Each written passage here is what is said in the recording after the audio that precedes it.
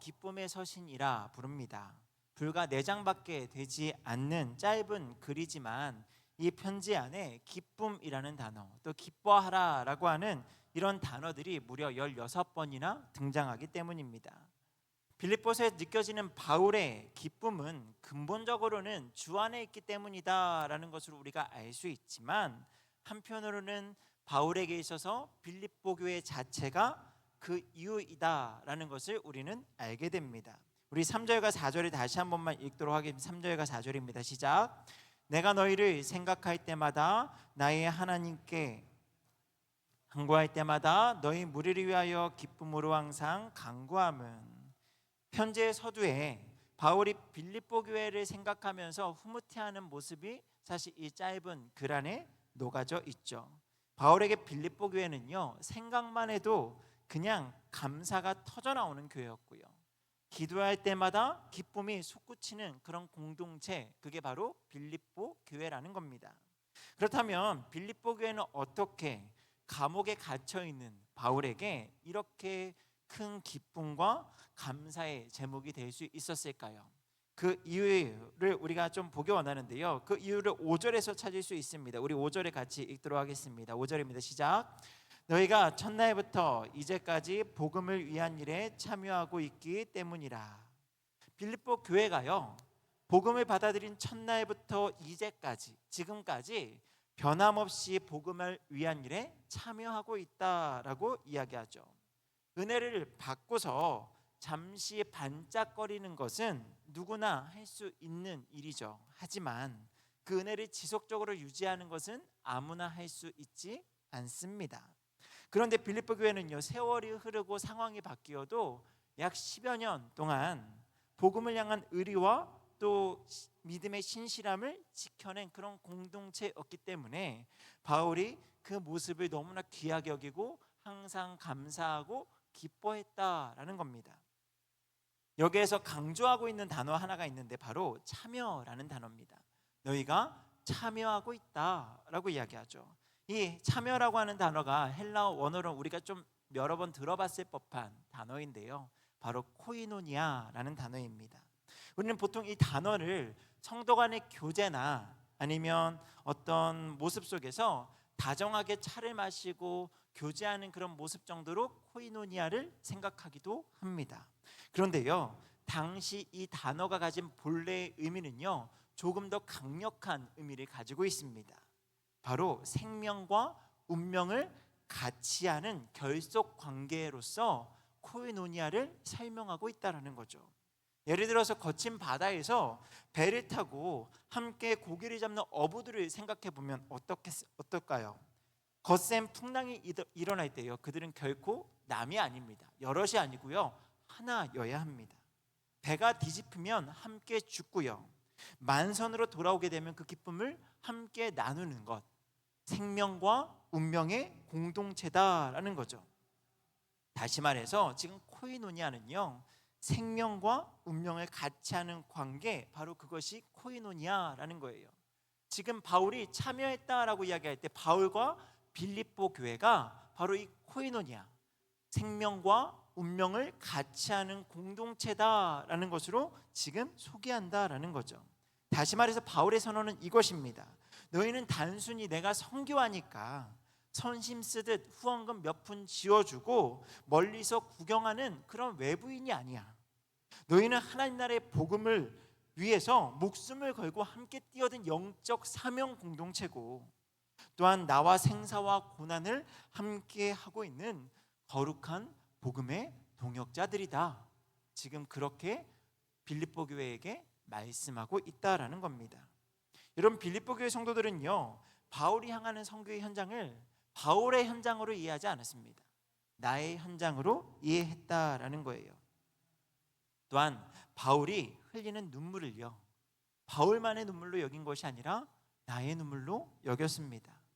비록 그들은 여전히 바울의 선교 사역에 직접적으로 동참할 수 없었지만, 여전히 그들의 몸은 빌립보에 머물고 있었지만, 간절한 기도와 진심 어린 어떤 물질과 어떤 섬김 가운데에 그 선교의 자리, 전도의 자리가 바로 자신들이 힘을 다해 섬겨야 하는 사명지다라는 것을 그들 또한 공감하고 함께하고 있었다라는 거죠. 실제로 그들은요, 바울의 선교 사역을 돕기 위해서 꾸준히 물질을 모아서 선교 사역에 동참했죠. 또한 에바브로 디도라고 하는 사람을 보내서요, 바울의 옥바라지를 돕기까지 했습니다. 몸은 떨어져 있었지만 복음을 위해서라면 언제든지 자신들의 소중한 것을 내어줄 수 있는 삶, 그것이 바로 빌립보 교회가 보여주었던 코이노니아, 바로 생명과 운명을 같이 하는 영적 결속 관계라는 거죠. 이 코이노니아의 원리를 우리 교회 안에 전도와 선교의 현장에 그대로 적용해 보기 원합니다. 직접 현장으로 들어가 복음을 전하는 이제 2주 뒤에 있을 몽골 단기 선교팀도 있을 거고요. 또한 우리보다 한참 앞서 이미 선교지에서 선교의 사역을 감당하고 계시는 선교사님들도 계십니다. 또한 매주마다 열심으로 전도하고 있는 전도대원들도 있죠. 이들은요, 최전선에서 복음을 전하는 바울과 같은 복음의 메신저들이라고 우리는 이해할 수 있습니다. 그러면 그들에게만 복음을 전하는 일이 사명으로 주어진 것일까요? 사실 그렇지 않죠. 직접적으로 그 사역에 동참하지 않는 누구라고 할지라도 우리는 복음을 전하는 것과 무관하지 않다라는 것을 오늘 본문을 통해서 우리에게 말씀하고 있다라는 거예요. 하나님께서는요, 현장에 가는 사람만 부르시는 것이 아니고요, 기도와 또한 물질로 복음의 사역을 함께 감당할 사람들을 부르신다라는 겁니다. 보내는 교회와 성도로서 구경꾼이 아니라 복음의 동역자의 사명이 있다라는 거죠. 여러분, 구경꾼은요, 멀리서 바라보기만 하죠. 사역이 때로는 잘 됐다라는 이야기를 들으면 때로는 박수를 쳐줄 수도 있습니다. 하지만 어려움이 찾아오면, 아니면 본인의 일이 바쁘게 돌아가면 금세 그 일들을 잊어버리게 되죠. 하지만 동역자는 달라요. 전도와 선교의 현장에서 영적 싸움이 치열할 때요, 함께 기도하며 복음의 문이 열릴 때 함께 기뻐한다라는 거예요. 현장에서 흘리는 땀은 비록 나의 땀이 아닐지라도 그 사역을 위해 관심을 갖고요, 기도함으로 함께 짐을 지는 것입니다. 성도 여러분, 선교사님들이 선교지에서 복음의 사역을 감당할 때, 또 우리 몽골 단계 선교팀이 이제 유지디에 있을 그 선교지에서 몽골 땅에서 복음을 전할 때, 또 전도 포발과 지역 전도팀이 곳곳에서 복음을 전할 때 각자의 처소에서 기도로 함께 그 사역에 동참해 주시기를 소망합니다.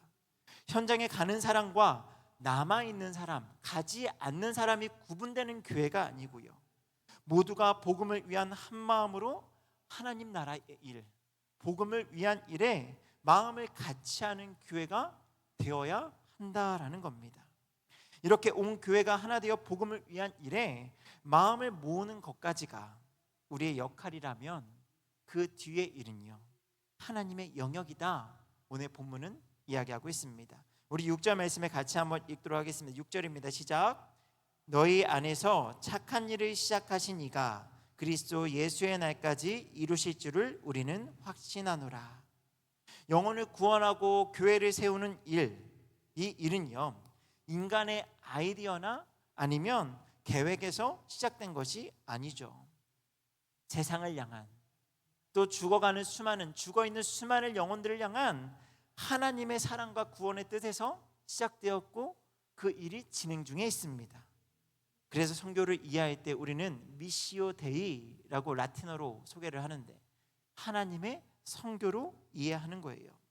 하나님은요, 일을 버려놓고 뒷감당은 나몰라라 하시는 분이 아니죠. 일시적인 좌절과 막힘이 있을 수 있습니다. 이 복음이 전파되어지는 일에, 전도와 선교하는 일에 잠깐 어려움이 있을 수 있어요. 하지만 하나님의 선교는, 하나님의 일은요, 결코 멈추지 않습니다. 지금 이 복음, 이 빌립보서가 기록되어져 있는 상황, 어떤 상황입니까? 바울이 지금 감옥에 갇혀 있는 상황이죠. 어찌 보면 바울이 감옥에 갇혀 있으니 선교에게도 막혔고 복음도 갇혀 있다 생각할 수 있습니다. 하지만 바울을 통한 하나님의 선교는요, 끝이 나지 않죠. 여전히 진행형입니다. 오히려 감옥 안에서 만나는 사람들에게 복음을 전하고 있어요. 간수들에게, 지도자들, 통치자들에게 복음을 전하고 있죠. 또한 이전에 지나왔던 지역들에 세워진 교회들에 집중하며 서신으로 목양을 하기도 했습니다. 그렇게 해서 쓰여진 서신서들이 에베소서와 빌립보서와 골로새서와 빌레몬서 아닙니까? 그리고 역시나 바울은 이 편지들을 받았던 교회들을 향해서 여전히 하나님의 선교에 동참해 줄 것을 권면하고요, 기도를 부탁합니다. 이 말씀마다 다 그런 내용들이 나오는데요, 그중 하나만 살펴보자면 골로새서 4장 3절 말씀입니다. 우리 같이 한번 말씀을 읽도록 하겠습니다. 시작. 또한 우리를 위하여 기도하되 하나님이 전도할 문을 우리에게 열어주사 그리스도의 비밀을 말하게 하시기를 구하라. 내가 이 일 때문에 매임을 당하였노라. 여러분, 옥중에 갇혀 있는데, 여전히 옥중에 갇혀 있는데 바울은 오직 전도하는 일, 복음을 위한 일에 온 신경이 집중되어져 있죠. 그리고 그 사역은 여전히 현재 진행형이다. 그러니 이 일을 위해서 기도해달라라고 이야기합니다. 바울답지 않습니까? 오직 복음을 위한 일에 끝까지 전심전력으로 나아가는 그 모습이 참 귀하다 여겨집니다. 그리고 어찌 보면 앞만 보고 달려왔던 바울에게는 감옥에 있는 시간이 잠시 갇혀 있거나 억류당한 시간으로만 여겨질 것이 아니고요, 어찌 보면 너무나 바쁘게 달려왔을, 수많은 지역을 여행하고 돌아다니는 그 여정이 얼마나 힘들겠습니까? 여러분, 잠시 집을 떠나서 어디를 여행을 하고 돌아다닌다라고 생각을 해보세요. 처음엔 새로운 곳에 가고 설레임도 있지만 조금만 시간이 지나면 몸이 고단하고 힘들지 않습니까? 선교팀도 작년, 재작년 그렇게 일주일간 캄보디아를 다녀왔는데 다녀올 때 녹초가 돼가지고요, 다들 피곤해? 이렇게 지쳐있는 그런 모습들을 생각하면 바울의 1년, 2년, 3년, 4년, 지금 빌립보 교회만 놓고 봤을 때 한 10여 년이 지났는데 그 전도의 여정, 선교의 여정 가운데 얼마나 많이 지쳐 있었겠습니까? 어찌 보면 그 시간은 바울을 통한 하나님의 선교에 있어서 영적 재충전의 시간이 되었으리라는 생각도 들고요. 그래서 그 충전 이후에 감옥에서 잠시 풀려난 이후에는 4차 전도 여행을 시작할 수 있지 않았을까요? 우리가 준비한 사역은 비록 부족하고 우리의 기도 소리가 작게 느껴질 수 있습니다. 그럴지라도 우리 안에 이 선교의 불씨를 지피신 하나님께서, 주 예수께서 다시 오시는 그날까지 친히 일하시고요, 그 일을 완성해 가실 줄 믿습니다. 그러니 때로는 우리의 선교가 조금 부족해 보이고 우리의 모습이 조금 연약해 보일지라도 우리가 전도하는 것이 적은 수가 전도를 해서 무슨 일이 벌어질 수 있을까? 어떻게 이 일을 통해서 거대한 복음의 사역에 우리가 일을 낼 수 있을까? 우리는 의심할 수 있지만 하나님께서는 그 일을 이루어 가신다라는 거죠. 그러니 우리는 결과를 보고 나아갈 것이 아니고요, 하나님께서 맡기신 자리에서 충성하는 일에 집중하면 됩니다. 닫힌 마음을 여시는 분도 하나님이시고요, 복음의 역사를 완성하시는 분도 하나님이시죠. 그러니 우리의 기도, 때로는 복음을 전파하는 일에 있어서 우리가 하는 사역들이 조금은 작아 보일지라도 신실하신 하나님께서 우리가 기도하는 일에, 또 전도하고 선교하는 일에 그렇게 한 걸음 한 걸음 나아간다면 우리를 통해 하나님의 선교를, 그 착한 일을 시작하신 이가 완성해 가실 줄 믿습니다.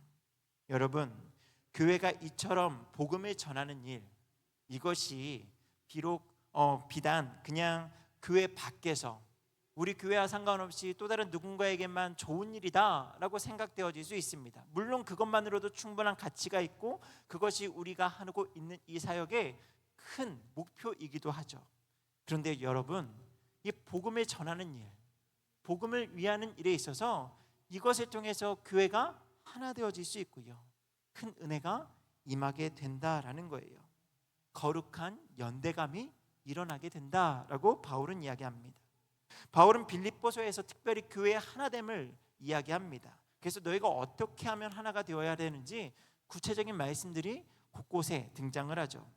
그런데 그 하나됨에 있어서 권면할 때 단순히 싸우지 말아라, 친하게 지내라, 그냥 그렇게 이야기하지 않아요. 왜 하나가 되어야 되는가? 그리고 그 하나됨에 있어서 그 중심이 되는 것은 무엇인가를 이야기하는데, 빌립보서 1장 27절에 보면요, 복음의 신앙을 위해서 협력하는 것, 이것을 권면하고 있거든요. 그렇게 하라라고 이야기하는데, 이 말씀에 대해서 풀어서 기록되어진, 이제 이 말씀을 조금 풀어서 기록한 현대어 성경 버전에는요, 이렇게 말씀하고 있어요. 우리 앞에 화면 보면서 같이 한번 읽어보도록 하겠습니다. 시작. 여러분은 그리스도의 복음을 전파하는 한 가지 목표를 향해 굳게 연합하여 서 있으십시오. 그래서 여러분을 박해하는 자들이 어떤 짓을 하든지 겁내지 않는다는 기쁜 소식을 계속 듣게 해주십시오. 지금 복음의 신앙을 위하여 협력하라라고 하는데, 이걸 조금 풀자면 복음을 전파하는 한 가지 목표를 향해서 굳게 연합하는 것, 그것이 교회 안에 일어난다라는 겁니다. 복음을 전하는 일에 집중하다 보면 교회가 하나 되어져 간다라는 거예요. 여러분, 우리의 시선이 각자 개인의 일에만, 아니면 땅에만, 나 자신에게만 갇혀 있으면 우리는 아주 사소한 일에 마음을 빼앗기고요, 우리 신앙의 본질을 잃어버리거나 놓치기 쉽습니다. 하지만 복음을 전파하는 일에 우리 한 사람 한 사람, 성도가, 온 교회가 마음을 같이 하면요, 그 일을 놓고 함께 기도하기 시작하면요, 교회가 하나로 뭉쳐지게 된다라는 거예요. 여러분, 왜 그렇습니까? 이게 교회의 본질 아닐까요? 이 땅에 하나님께서 교회를 세우시고 그 교회 여러 가지 사명들, 예배하는 일도 있지만 궁극적으로 교회를 통해서 하나님께서 이루시고자 하는 거룩한 사역에 동참하기 때문에 그 본질에 함께 마음을 모일 때 교회가 연합되어져 간다라는 겁니다. 그러니 복음을 전하는 일은요, 단순히 교회 행사나 사역의 일부 정도가 아닙니다. 여러분, 교회의 존재 이유이고요, 교회의 하나됨에 있어 아주 중요한 구심점이 바로 이 복음을 전하는 일이다라는 겁니다. 여러분, 오늘 이 시간 스스로에게 묻는 시간이 되기를 소망합니다. 하나님의 복음의 역사를 멀리서 바라보는 구경꾼으로 남을 건지, 아니면 복음을 위한 일에 기도로 또 복음을 전하는 그 현장에서 복음을 전하는 거룩한 동역자가 될 것인지. 성도 여러분, 하나님께서는요, 교회의 전도와 선교를 통해, 또한 믿음의 기도를 통해 전도와 선교의 문을 여시고요, 그 길을 완성해 가실 줄 믿습니다. 우리 안에서 착한 일을 시작하신 하나님께서요, 그 선교지와 전도팀의 복음을 통해 그 현장 속에서, 그리고 복음을 위해 무릎 꿇는 여러분의 가정과 일터 위에서 그리스도 예수의 날까지 가장 완벽하고 아름다운 방법으로 구원을 성취해내실 줄 믿습니다. 이 시간 우리 모두가 이렇게 복음을 위한 일에 하나가 되기를 소망합니다. 오늘 이렇게까지 말씀을 준비하고요, 제가 이제 오늘 오전에 어떤 일이 있었죠? 월드컵 경기가 있었습니다. 우리나라 조별 첫 경기가 있었어요. 제가 축구를 참 좋아합니다. 그래서요, 빨간 티를 입고 출근을 해가지고 응원을 열심히 했거든요. 그런데 전반전에 무득점으로 끝나고 후반전에 갑자기 저희가 선제골을 먹었어요. 정말 실망하고 낙담하고 막 마음이 무너지는 거예요. 그런데 동점골이 들어가고요, 역전골이 들어가는데요, 환호를 하고 막 제가 열광하는 제 모습을 이렇게 나중에 이제 생각이 나더라고요. 오후에 이제 점심을 먹고 오후에 돌아와서 이 말씀을 다시 한번 정리하면서 말씀을 또 준비하고 또 연습을 하고 또 기도하는 자리에서요, 그때 제 모습이 떠오르더라고요.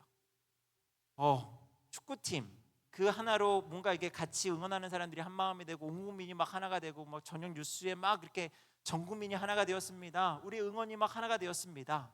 그런 이야기를 듣고 막 이런 것들을 생각을 하는데, 정작 하나님의 복음이 전해지는 그 일에 있어서 얼마만큼 마음을 모았고 그 일에 얼마나 내 마음이 집중했고 얼마나 열광하고 때로는 복음이 전파되지 않는다라고 하는 어렵다라고 하는 선교사님들의 이야기를 들을 때 얼마나 가슴 절절하게 기도하고 또 복음이 확장되었다는 이야기에 얼마나 환호하고 기뻐했는가 생각을 하니까 하나님 앞에 참 많이 죄송한 마음이 들었습니다. 그래서 사실 오늘 이 설교문을 다 작성해 놓고요, 아까 정말 많이 기도했던 것 같습니다. 하나님, 제가 다른 거에 관심을 갖고 다른 거에 열광하기도 하지만 복음을 위하는 일에 있어서 더 열광하고 더 마음 간절히 기도하고 하나님 앞에 쓰임 받기를 원합니다. 여러분, 우리 안에 각자 좋아하는 일, 우리가 또 바라는 일들이 있을 줄 압니다. 하지만 우리를 구원하신 하나님의 그 은혜 하나만으로 우리가 복음을 위한 일에 마음을 모았으면 좋겠습니다. 그래서 교회가 전도하는 일에 또 교회가 선교하는 일에 우리가 마음을 같이해서 함께 기도하고 그 사역에 동참해 나아간다면 우리 교회 안에 하나님께서 시작하신 그 일들이 우리 교회 안에서도 완성해 가시고 아름답게 하나가 될 줄 믿습니다. 우리 이 시간 같이 찬양하면서 기도하며 나가길 소망하는데요,